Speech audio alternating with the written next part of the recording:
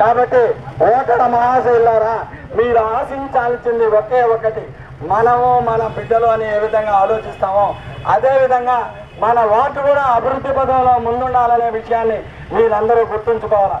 చదువుకున్న వారికి ఉద్యోగాలు రావాలన్నా, రైతులకి రుణమాఫీ కావాలన్నా, పొదుపు లక్ష్మీ గ్రూపులకి రుణమాఫీ కావాలన్నా, అగ్రికల్చర్లో బ్యాంకుల్లో గోల్డ్ లోన్ తెచ్చుకున్న వారికి రుణమాఫీ కావాలన్నా తెలుగుదేశం పార్టీకి ఓటేయాలా, అభివృద్ధి పదంతో తెలుగుదేశాన్ని గెలిపించాలా.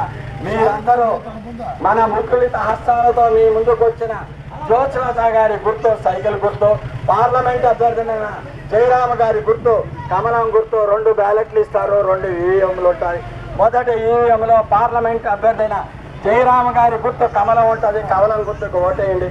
రెండో యొక్క బ్యాలెట్ నందు సైకిల్ గుర్తుంటుంది, సైకిల్కి ఓటేసి ఈ ఇద్దరిని గెలిపించి మన వార్డు అభివృద్ధి పదంలో ముందుకు పోయడానికి పూర్తిగా సహకరించవలసిందిగా కోరుతున్నాం.